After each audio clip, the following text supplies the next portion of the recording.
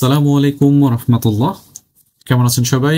আপনারা যারা আমার ভিডিও নিয়মিত দেখেন, আপনারা সবাই জানেন যে আমি ট্রাভেল কেন্দ্রিক ভিডিও মেক করি। অর্থাৎ আমি সুন্দর সুন্দর লোকেশনগুলোতে নিজে ঘুরে আসি এবং সেখানের ফুটেজগুলো চেষ্টা করি আপনাদের সাথে শেয়ার করার জন্য। সো বরাবরের মতো আজও আমি যাচ্ছি নতুন একটা জায়গায়। সো আমি অকল্যান্ড সিটির সেন্ট্রাল থেকে আমার যাত্রা শুরু করেছিলাম। আমি যাচ্ছি আজকে এমন একটা জায়গায় যেখান থেকে অকল্যান্ড সিটিটাকে অনেক বেশি সুন্দর এবং অন্যরকম মুভি টাইপের একটা ফিল হয় এবং মনে হয় যেন পোস্টার ক্যালেন্ডার টাইপের ফটো শুট করার মতো একটা প্লেস বলতে পারেন। মানে যেখান থেকে ব্যাকগ্রাউন্ডটা এত সুন্দর হয় যে সমুদ্রের উপরে মনে হয় যেন অকল্যান্ড সিটিটা ভাসতেছে, এরকম একটা সিচুয়েশন হয়। সো ওই জায়গাটা দেখার জন্য আমি যাচ্ছি। আর ওই জায়গাটার নাম হচ্ছে ডেভেনপোর্ট। এটা খুবই কাছে অকল্যান্ড সেন্ট্রাল থেকে।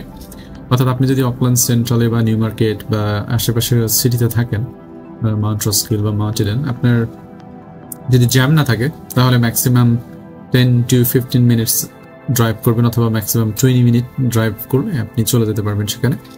সো সেখানেই আজকে আমি যাচ্ছি, আর আমার যাত্রার সাথে আপনারা অবশ্যই আছেন। সো দেখতে থাকুন।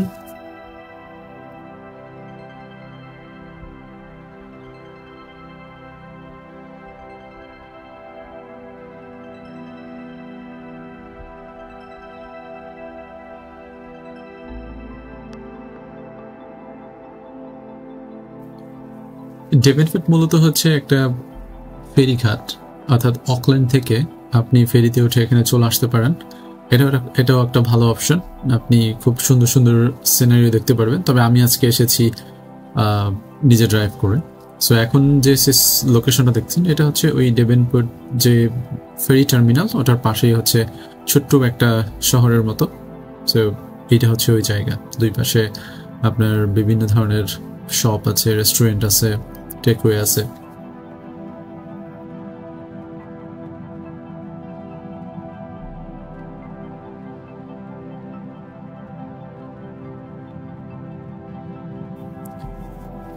আপনাদের সাথে আমার ওই অনলাইন জার্নি, অর্থাৎ এই ট্রাভেল ভ্লগিং করা বা ইউটিউব ভিডিও, এই জার্নিটা অনেক বেশি পুরানো না। আমি খুব সাম্প্রতিক সময়ে এই কাজটা শুরু করেছি।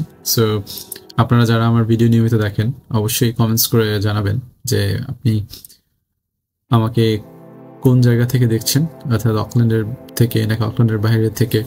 যেখান থেকে দেখেন আমাকে কমেন্টস করে জানাবেন। আমরা চলে আসছি ডেভেনপোর্টে।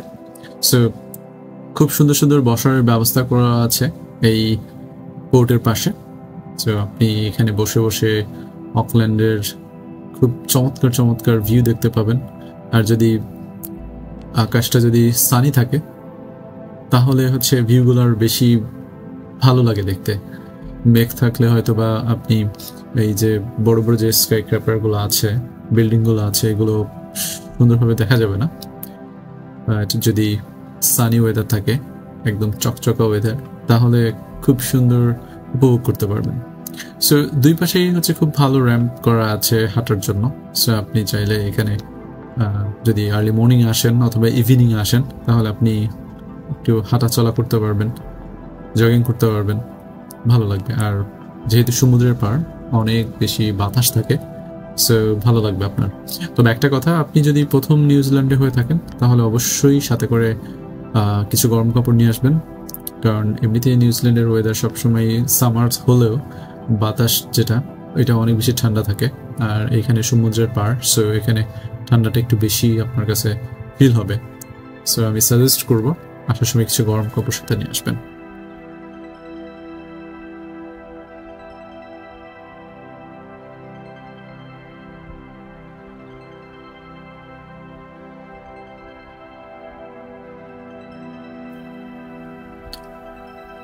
দূরে যেটা দেখা যাচ্ছে অকল্যান্ড সিটির পাশে, সেটা হচ্ছে অকল্যান্ডের একমাত্র পোর্ট। সো এটাই হচ্ছে সেই পোর্ট। এখানে আপনি যদি সন্ধ্যার আগ মুহূর্তে আসেন তাহলে মাঝে মাঝে দেখা যায় অনেক বড় বড় যে শিপগুলো আছে, জাহাজগুলো আছে, সেগুলো এখানে নোঙর করে।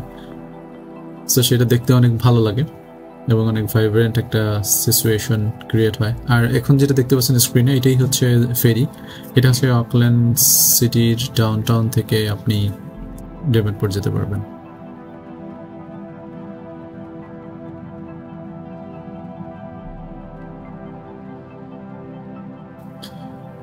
দূরে যেটা দেখা যাচ্ছে ওইটাই হচ্ছে মূলত ফেরি ঘাট ডেভেনপোর্টে। সো আমরা কিছুক্ষণ পর চেষ্টা করব এই ফেরিঘাটে যাওয়ার জন্য এবং আপনাদের সাথে শেয়ার করার জন্য যে ফেরিঘাটটা কেমন।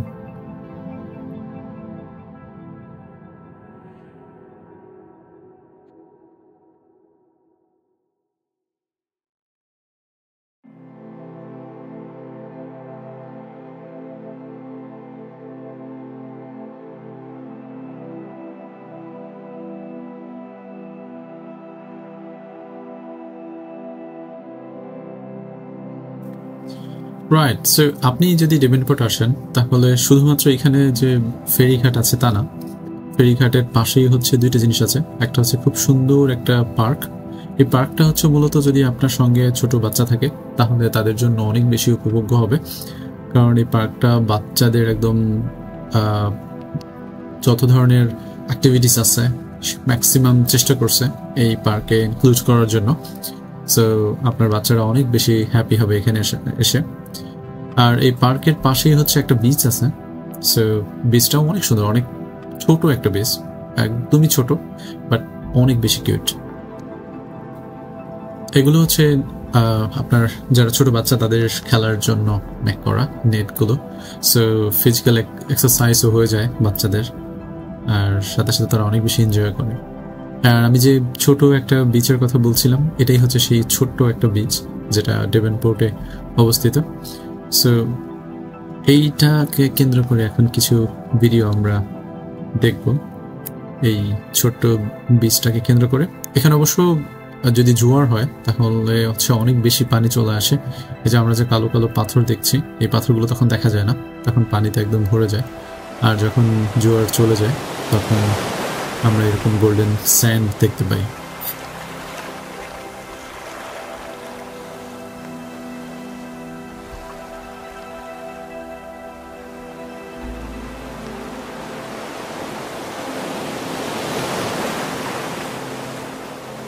আপনার কাছে যদি একটু বেশি সময় থাকে তাহলে আপনি আপনার ক্যামেরাটা নিয়ে এখানে বসতে পারেন। বসলে এরকম কিউট কিউট ডাং চিল আপনি দেখতে পারবেন। সো আপনি এদের সাথে অনেক বেশি মজা করতে পারেন। আমি যখন এই ভিডিওটা করেছিলাম তখন আমি অনেক বেশি কাছে গিয়েছিলাম, অর্থাৎ আমি হাত দিয়ে এটাকে ধরতে পারবো এত কাছে গিয়েছিলাম, কিন্তু আই ডোন্ট নো সামহাও কেন যেন একটুও ভয় পাচ্ছিল না আমাকে, এবং ওখানেই বসেছিল, আমিও বসেছিলাম।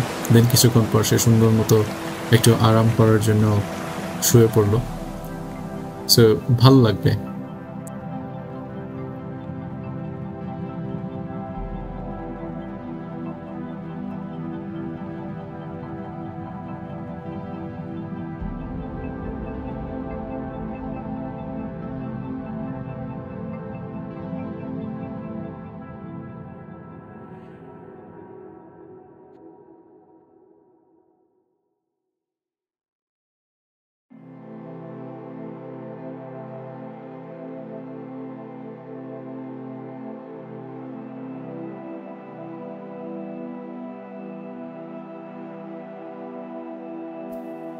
ডেভেনপোর্টে আর একটা ইম্পর্টেন্ট জায়গা আছে।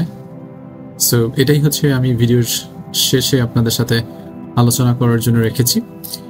এই জায়গাটা অনেক ইম্পর্টেন্ট একটা জায়গা যারা হচ্ছে মাছ ধরতে পছন্দ করেন সমুদ্র থেকে।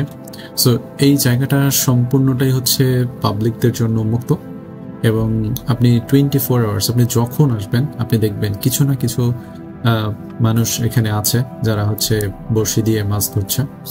সো আপনি যদি নিজেও পার্সোনালি মাছ ধরতে পছন্দ করেন বড়শি দিয়ে, তাহলে এটা আপনার জন্য অনেক বেশি আইডিয়াল একটা জায়গা হতে পারে। সো এখানে চলে আসবেন। আমি মূলত এখানে আসছি একটা কারণে, সেটা হচ্ছে এখান থেকে খুব ভালো একটা ভিউ পাওয়া যায় যখন ফেরিগুলো এখান থেকে ছাড়ে অকল্যান্ড সিটির উদ্দেশ্যে।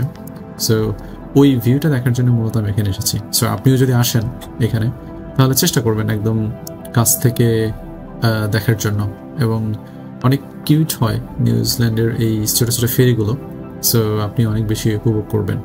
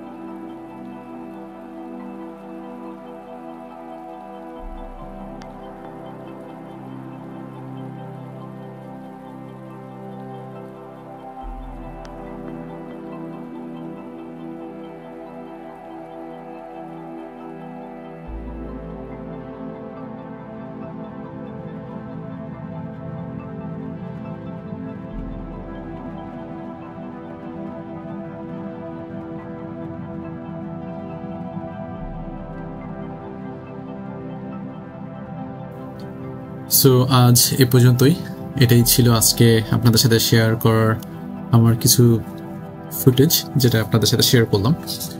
সো ভালো থাকবেন সবাই, আর যদি আমার ভিডিও ভালো লাগে তাহলে শেয়ার করবেন, আর আপনি কোন জায়গা থেকে দেখছেন এটা কিন্তু জানাতে একদমই ভুলবেন না। ভালো থাকবেন সবাই, আল্লাহ হাফেজ।